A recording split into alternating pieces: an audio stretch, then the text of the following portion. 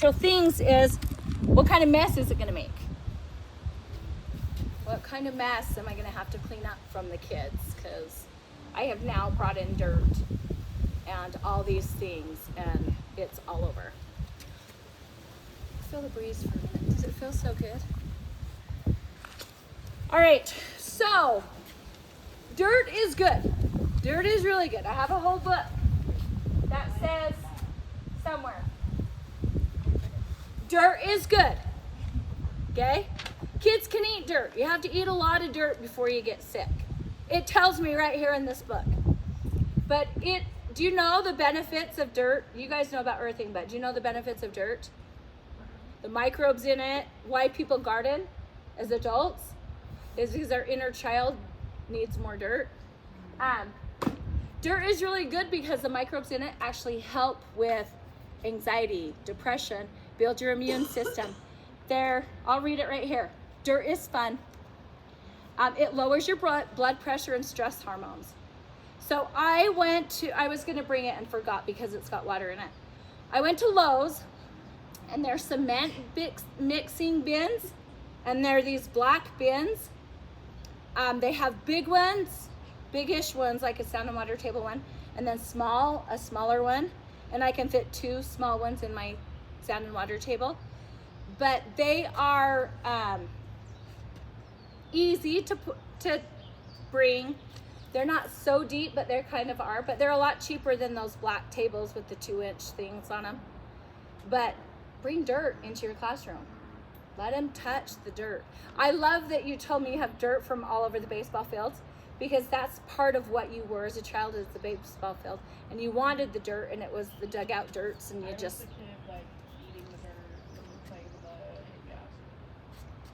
I still drive to St. George, and I was like, dude, I need to bring my Ziploc bags just so I can bring home some red sand. I have a little jar of red dirt, because anytime we played in St. George, it was that was my favorite thing, the red dirt on the fields.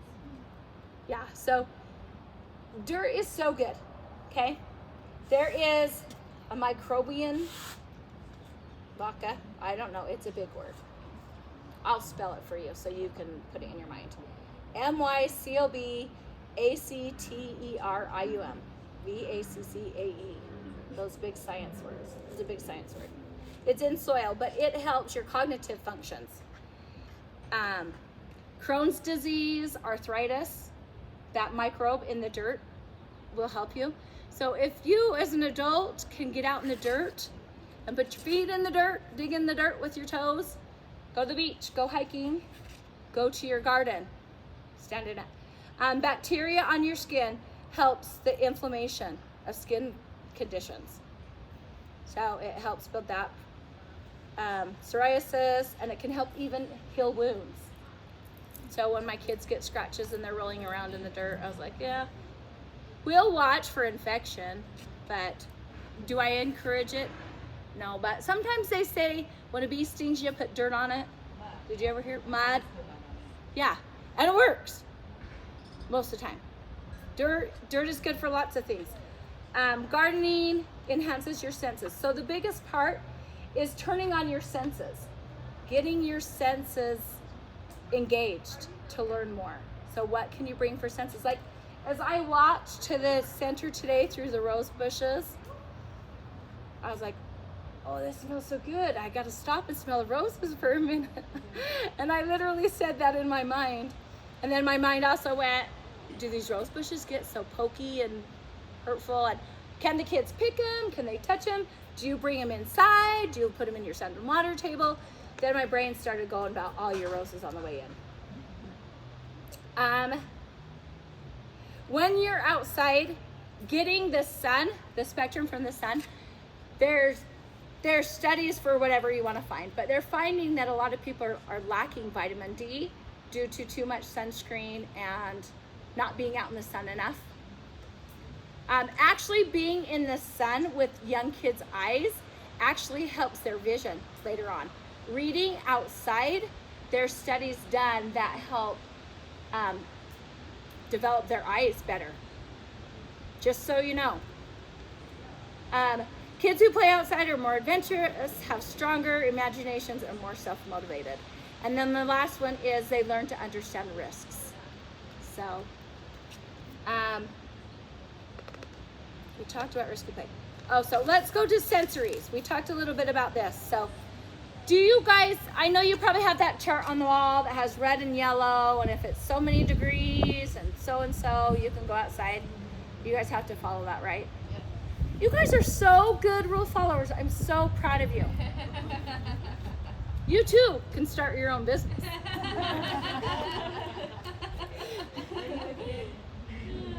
Huh? Dirt learning. So this is my dirt learning place shirt. If you've looked really close, there's a hole in it and dirt on it because it's my dirt shirt. I need to get like one I should wear to presentations, but I was like, yeah, if they find the dirt spot, that's fine. It's my dirt shirt. I wear this in the dirt so I can get dirty. We wear them throughout the year to see whose shirt can get the dirtiest. Because we do face painting. Kids are allowed to color on their bodies. If they need to, they can wipe them. I know your clientele is different, but they can color on their bodies. Most things are washable. Smelly markers are not washable. We found out the hard way. It's fine. They looked cute for a couple days. Yeah. So we get really dirty. Like, my floor in my center is cement, which is wonderful and challenging at the same time because it gets cold and noisy. But I had a little boy do shaving cream and his heart just lit up. He's got it all over the table and he's mixing some paint with it. Then he starts getting it on his body and then he paints my whole floor with shaving cream and he's like rolling around in it. He's covered from head to toe and all you see is his little face. And part of me had to go, looks like you're having fun there, aren't ya? What do you think we're gonna do when we're done? So I pulled out the mop and I've got one of those little spin mops. He's like, teacher, I got you. If you ever need a mopper, I got you. Clean the whole thing. Shaving cream is really easy to clean up. I know there's rules, but it's easy to clean up. There are other kinds of shaving cream. So I went to Bath and Body Works and they have like smelly shaving cream and they have foamable shaving cream that's soap. So you give the kids a little ball of soap to play with and it stays pretty consistent and then they can like wash it off. Like some things about messy play, like they have sanitizer that's sparkly and it actually crackles and stuff like that. When I go outside, I didn't bring it. I take old soap dispensers and I mix a little bit of water and paint and soap because I think it will help it clean off. Maybe it just makes bubbles everywhere. In the little soap dispensers so they can take their paint outside to paint. But it's engaging those sensory things, the Orbeez, different mediums to write with, different textures of things, all builds that learning. The one words I wanted to tell you. So sensory integration is simply taking all the stimuli detected by your senses. We have more senses than the smell, sight, sound, temperature, balance, gravity, and organizing information about them for functional use. The senses work together to help you effectively process information about your body and the world around you. So that comes from my favorite book, Balanced and Barefoot. I lost it. Have you guys ever read this book? If you haven't, you should. It talks about why kids should be barefoot. I know you're in a center. They don't really like you to be barefooted. The kids' toes are overlapping on top of you. They have ingrown toenails. Oh, They stink. shoes. So, side note kind of, so many sensory is in the bottom of your feet. So if you are outside and can get bubble wrap or paint or rocks or something where you can help them do it and put their shoes on, whatever, this is a good book. So much sensory in your foot. If you know about reflexology, go barefoot occasionally. If you're stressed out, take your shoes off, let your feet move for a minute, touch the cement, touch the dirt, put them back on. Very, very good book. But anyways, okay, proprioception. Do you guys know that big science word? What is proprioception? The vision on like the side. Uh-huh. Yeah, that. Yep. Anybody want to add to it? Being aware of where you are in time and space, and Mm-hmm. where you're situated. Yeah. So that is a sense. We normally do our 5 senses, but that is a sense to know your surrounding. That is huge in our program because you need to know where you're at. You need to know where I am in proportion to you. You all sat a certain way because you knew where I was going to be for the most part, and your comfort level and where the shade was, okay? And what's the other one? Vesicular sense. What is that one? Do you know what the vesicular sense is? That's your upside down, your equilibrium, what creates balance and things like that. That's your vesicular sense. So we talk mostly about things we can touch, smell, hear. If you're ever having anxiety or stress, ask the kids, well, what do you see? What can you smell? What can you hear? It actually is a mindfulness to bring you back in your body and help you regulate through those big feelings. Okay, and then the last is less no's and more fun. So where you can say yes to things and where you can say no. So I want you to think about, as you go back to your classrooms, let's do this. Let's end it this way. We'll have you guys talk to a neighbor, a new friend, an old friend, somebody sitting next to you by default, and tell them one thing you learned and one thing that you want to take back to the classroom. And if you learn nothing, that's okay to say that too. And then we will come back and we'll take 3 minutes to discuss, and then we'll come back and have a discussion and wrap it all in. Sound good? Okay, find a friend. If I need to be a friend, I can be a friend.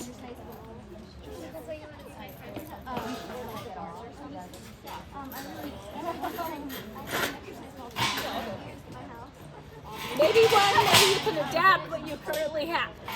Wow.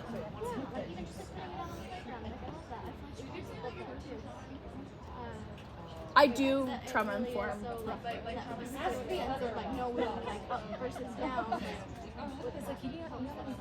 can't make that kind of music. I would love to ask the resources. Sometimes when they do it, they just keep taking And it is a complaint we're worried about. and unfortunately we have a lot of qualified. I know, right? I mean, yeah, exactly. And in fact, so what is it with hearing? Because I know we can't have sheep. You know how much we don't have kids, right? I wonder if we could just, I know we can't have shade. We can't have stone. So that's why I was like, well, what's the difference between, what is the reason, you know, behind shade? Because I know that's an daycare. Well, like, you have to have that. But the intention is to use too much.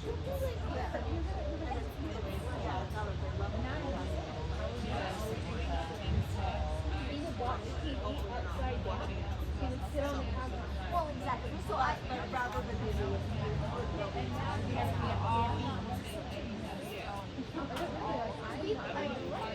I don't know if it's either, but I know in the bubbles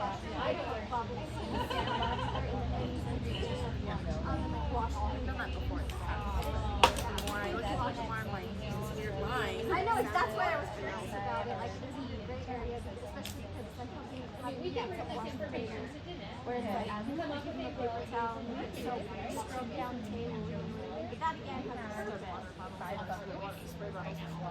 Yeah.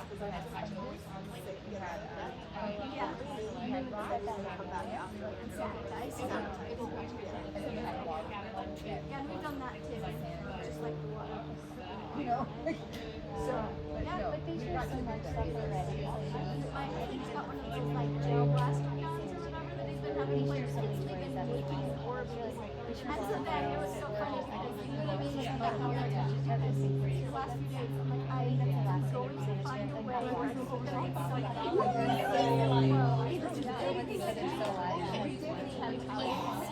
like one of these like tiny.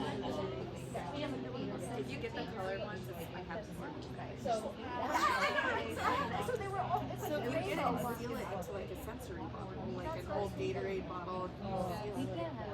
And you have it half with water. You can see the individual orbs. Yeah. And then, but when it's in the water, it's just They go down. Yeah. It has like the different. I would say more time. Yeah, the loss water. Yeah, well, they're just not shaped super different. At some point, it's small. I'm trying to think of the other ones we've done. We've done one with like oil and food coloring and stuff, and go like in the clear bottles or whatever, and just like hot gluing and super gluing shut. And then also The tape, the bottle tape. I was telling her those. I was talking about like the what was that word again? Vesicular. It wasn't vesticular, yeah. vesicular, and it's like knowing up versus down. Yeah. But That's why I was like, I know exactly what you're talking about. yeah, or like with their equilibrium or it like resets their brain to like They don't, I know. I know. You're so strong. we have these like little bars that are like this high. And they do run around sometimes. You don't really use that. That's hard to do. It hurts so bad to try and do somersault at the same time. Yeah. And help that exactly physically help me. I would not do it until I showed him this is what's gonna happen. I'm gonna show you. And then he let me help him. He had to watch me do it, even though he'd watched others do it. Like I'm gonna get my back out doing that. And I do. I swear I do. Just so excited. But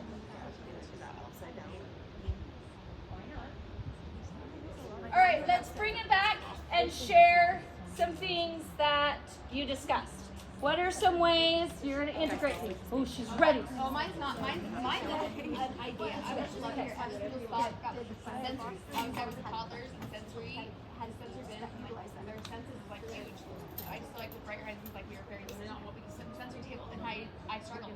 Like I want more options, but I feel like Share what you're going to get for your sensory bit. Sphagnum moss. It's really, really soft.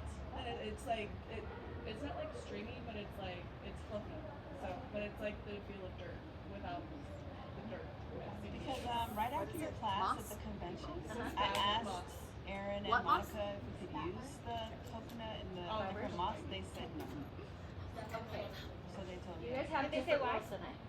it was because of their allergies. Yeah, because their skin, they could get an allergic reaction to it, the toddlers. So I could ask again, but I really Ask wanted again. to. Ask a couple more times. Why don't a few of you ask? And then say why.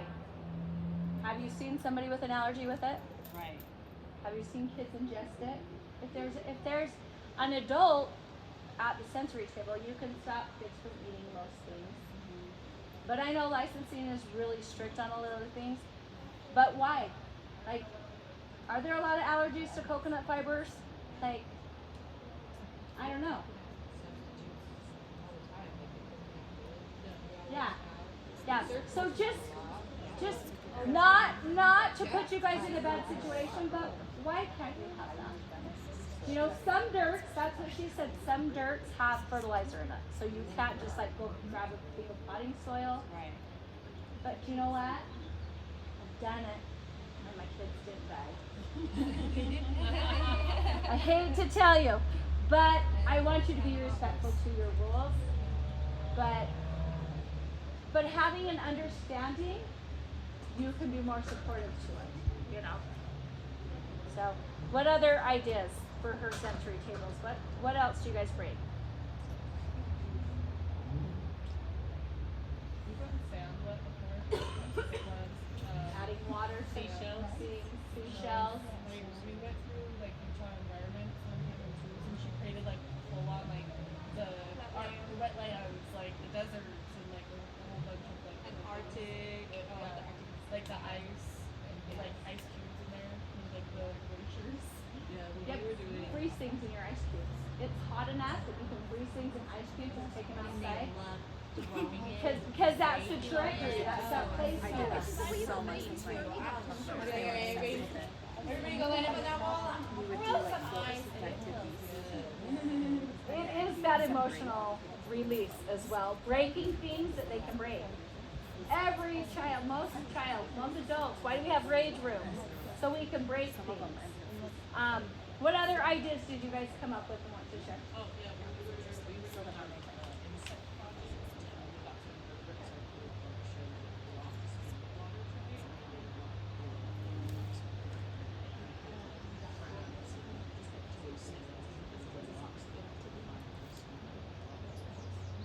We were encouraged to bring more.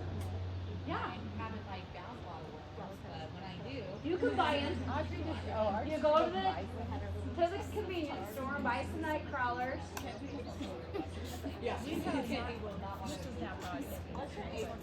I'm 3. I used to be Oh, we're two. toddlers. That's why we can't. Yeah. One of them, yeah. But probably not me. But yeah. So I think you win for most creative. It was so. she put real fish in her country, typical fish, and the kids got to play with them and watch them. Can't say I loved it, but I played it. They have those fish in the aquariums that you can put your hands in and they nibble on them. Don't choose those ones in your class, but maybe the kids would like it. I don't know. Yeah, the fish that you can get in on your feet and stuff. She said one of the fish lived a really good life for a long time. Yes, exactly. Like, let him see the fish. Inhumane, I don't know. What is something you guys can go back to your classrooms and integrate that you're like, oh, I want to add more of? What did you guys say you wanted to add more of? Oh, like for us it was more upside down opportunities. Like for example, active boys. They teach girls that have to. So a lot of how are you gonna do it? What did you We say to have do? like these kind of her foam blocks in our center that they can pop them in there so they can stack up some regular for folks that are something like that. What's your ideas? What's this table's ideas? honestly, we were doing something like reading before and after. Because like ours are I think they're still pretty little, but I feel like reading is like there's another like I took an unreading technique with the kids, so like there's you're never too early to learn that. Like that's such a No. huge skill. So just like incorporating that into like our nap time. And to have them feel their bodies when they breathe. A lot of us breathe wrong. So you're feeling your lungs, blowing it out, and letting them feel, putting a stuffed animal on their bellies and watching it go up and down with each breath. Can you breathe fast? Can you breathe slow? That's a controlled movement, but it's also a mindfulness to just breathe an animal on their belly. What are you guys doing? We said goldfish. Anybody else? We were mostly talking about if our children could not wear shoes. About how do we get that to happen so that we can get their shoes off of them. In our Keep world. asking, and they'll keep telling you no, probably. But there is one center that I talked to that is a licensed center, and somehow they can put their shoes in front of their cubbies, and then if there's a drill or something, they load them in a basket. Put them in buckets or a basket by the store. Yes. And so you shoot by that. And again, I don't encourage you to break the rules. I'm not advocating for any of that. Rules are in place for certain things to keep kids safe. They're there for a reason. But ask why. And when you get that understanding why, you can be more capable of it. And then maybe they'll say, well, maybe we don't really need to, or maybe this is the reason why. And we can follow up with things. Because overall, I don't want you guys to get in trouble, but I want you to understand that movement is very, very important to kids. And I kind of told these guys, sometimes we have to educate the educators because sometimes they haven't been in classrooms long enough. And I'll use the public school system for an example. It was created a long time ago for a certain purpose, and the state has taken it a certain way. Like just in my area, they are taking the 5th grade curriculum and moving it to the 3rd grade reading curriculum. From 5th, like that is a very visual thing for me that it's actually moving 5th grade curriculum to 3rd grade curriculum. Our bodies are not developing any faster. More so, are they developing slower because we don't have the opportunities. So follow the rules, do what you're supposed to, but ask why and see if there are exceptions to the rules. You want to say anything? No. Okay. One thing that I know I'm personally about making sure like the dirtiness and like watching the kids do wrestling, like it's hard for me because I just don't want to get very stitched up and watching them figure it out on their own. That's really hard for me. And like for her it's the dirtiness.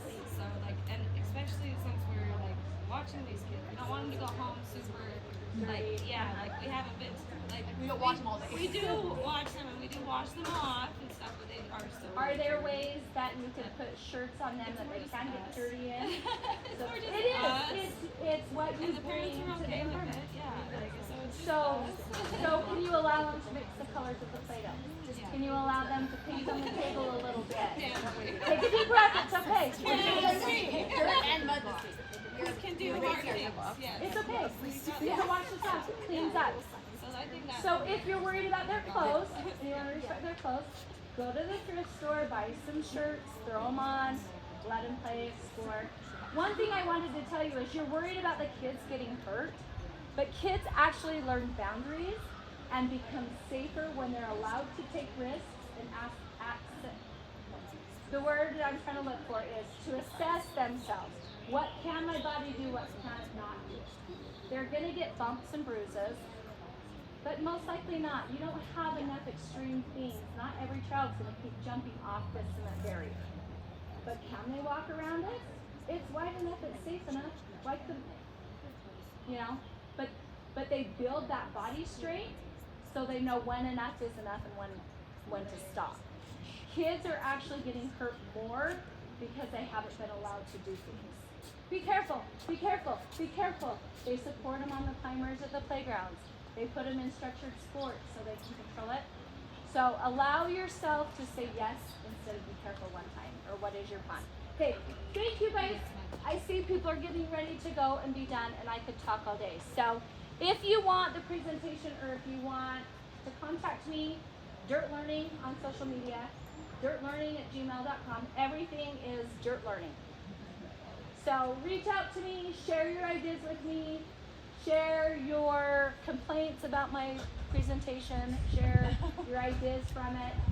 I learn from you guys, so you're so astonished. Yes, you can share your Tell my criticism. boss, I'm like, this girl told me to Break the rules. feed the kids dirt. Exactly. And I will say, yeah, this is why. Yes, I did say that. So, yes.